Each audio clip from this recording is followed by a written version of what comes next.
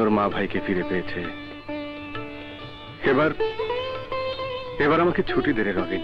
তোমাকে ছুটি দেবার অধিকার তো আমার নেই চাচা। আর তুমি ছুটি পাবে কি পাবে না আমি জানি না। জানো মা, আমি তো আপনাকে ছুটি দিতে পারি না ভাইজান।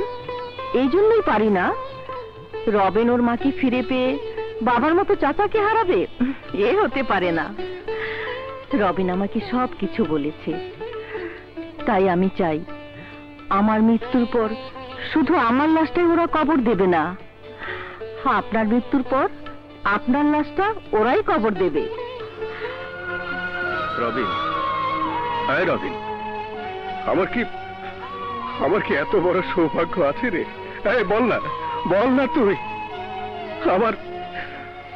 আমার এত বড় সুখের কথাটা বিধাতা আমার অজান্তে আমার কপালে কোথায় লিখে রেখেছিল রে চাচা? হ্যাঁ, বিধাতার লেখা যদি সবাই পড়তে পারতো তাহলে মানুষ বিধাতাকে মানত না চাচা।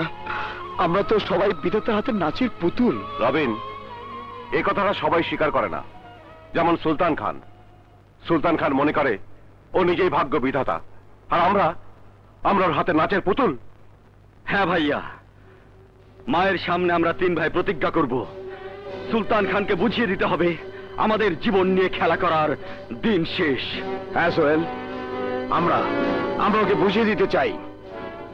তাহলে তোরা আমার হাতে হাত রাখ।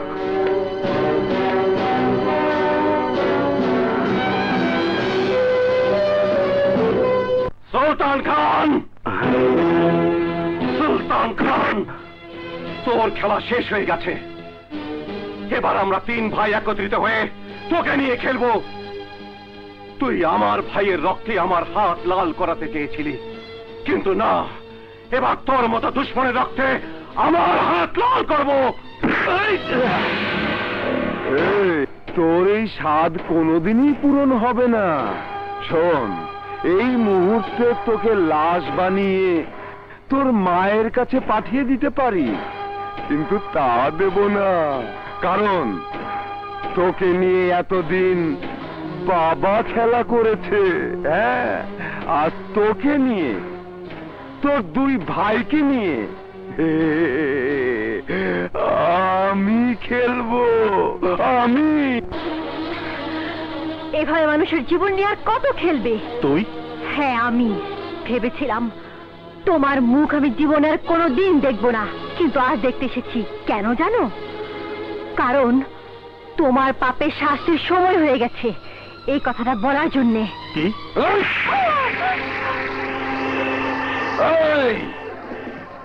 তোর মতো বোনকে 12 বছর আগেই আমরা ভুলে গেছি। আজ যখন নতুন করে সামনে এসেছিস, তখন শোন, তুই বাবার শাস্তির কথা বলতে এসেছিস, আর আমি বলছি তোর সামনে আমি আর বাবা এই কুত্তার বাচ্চাদের সব কটাকে শায়েস্তা করব। রাজু, ওদের দুজনকে আমার গোপন আস্তানা নিয়ে আমি ওকে দেখাতে চাই আমি পাকা খেলোয়াড়। আমার রানা শরীর থেকে আর এক ফোঁটা রক্ত বের করার চেষ্টা করলে আল্লাহ কসম করে বলছি তোর লাশ আমি কুত্তা দিয়ে খাওয়াবো। আমার লাশ কুকুর দিয়ে খাওয়াবে এমন কুকুর এদেশে নেই। তবে আমার কথা মতো রবিন সোহেলের হাত থেকে দাদাকে যদি ছাড়িয়ে না আনে, তাহলে রানার লাশ আমি আমার পোষা কুকুর দিয়ে ঠিকই খাওয়াবো। সুলতান খান, কারো লাশ কাউকে কুকুর দিয়ে খাওয়াতে হবে না। আমি কথা দিচ্ছি, দাদাকে আমি তোমার কাছে নিয়ে আসবো।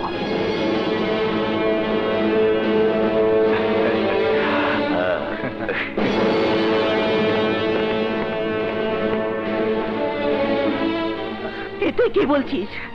তুই অপরাধী খাতায় নাম লেখাতে চাস? হ্যাঁ মা, চাই। আমি সেই ভাইয়ের জন্য অপরাধীর খাতায় নাম লেখাতে চাই, যে ভাইয়া তোমার জীবন বাঁচানোর জন্য একদিন খুন না করে খুনি সেজে 12 বছর জেল খেটেছে। আমি সেই ভাইয়ের জন্য অপরাধী শাস্তি চাই, যে ভাইয়া তার জীবনের সুখ, হাসি, আনন্দ আমাদের জন্য বিসর্জন দিয়েছে। আমি সেই ভাইয়ের জন্য অপরাধী শাস্তি চাই, যে ভাইয়ের কাছে নিজের জীবনের দামের চেয়ে ভাইয়ের দাম অনেক অনেক বেশি। তোর সমস্ত কথাই সত্যি বাবা, কিন্তু সোহেলের চোখে তুই যে অপরাধী হয়ে যাবি।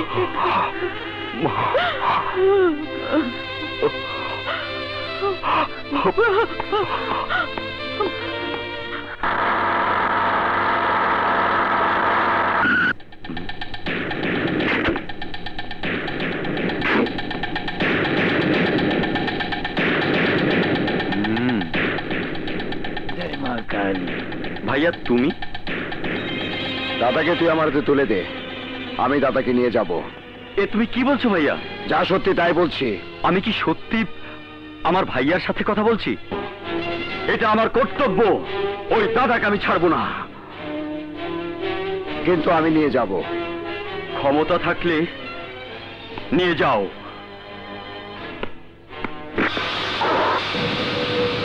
জয় মা কালী।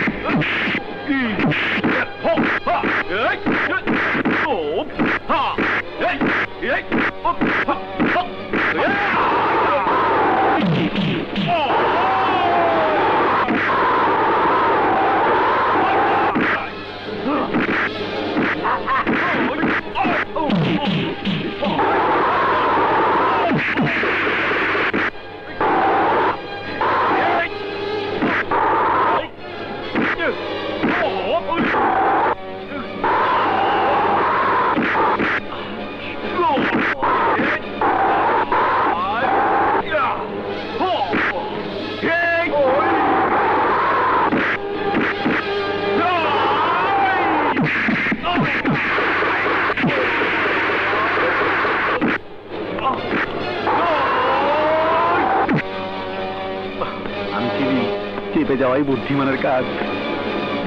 জয় মা কালী, জয় মা।